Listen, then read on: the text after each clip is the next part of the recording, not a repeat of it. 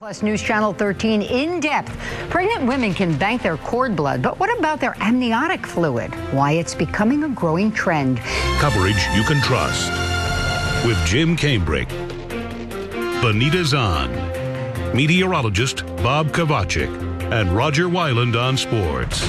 This is News Channel 13, live at 6. In depth tonight. First, it was banking cord blood from your pregnancy. Now it's amniotic fluid, that nutrient-packed fluid surrounding and protecting a developing baby. Amniotic fluid is rich in stem cells, which can be nudged to grow into many types of tissue.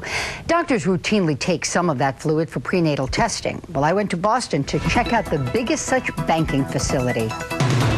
Welcome to Biocell, the largest amniotic fluid storage facility in the U.S. The cells are very potent, very strong. Dr. Kate Torchelin is the CEO of Biocell, a company that got its start in Europe more than a decade ago. What makes amniotic fluid unique is that the cells that are present in the fluid are so-called multifunctional stem cells, and that is they have ability to develop in many different organs and tissues, into bone and skin. The theory is these cells can be used to treat an array of illnesses. Researchers at Boston's Children's Hospital are already close to repairing heart defects with these cells.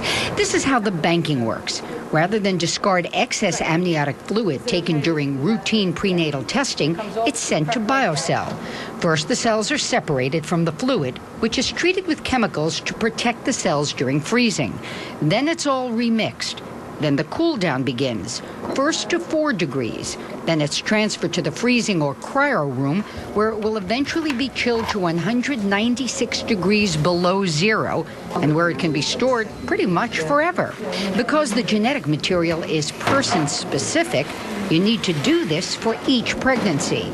Torchelin acknowledges there haven't been any withdrawals from the bank yet, because use for these cells is limited today.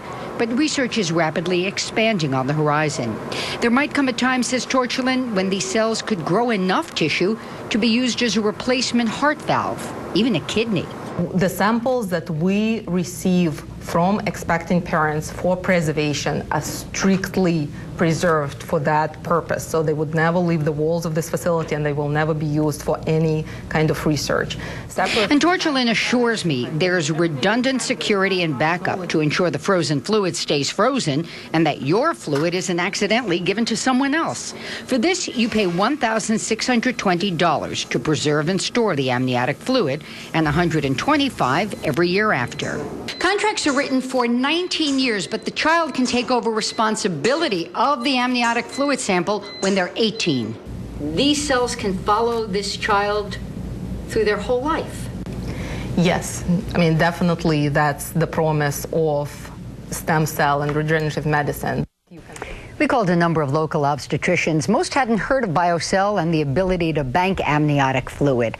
If you'd like more information, go to our website, wnyt.com. We've set up a link, and given the fact we took a power hit earlier, I don't know if the link has taken just yet. So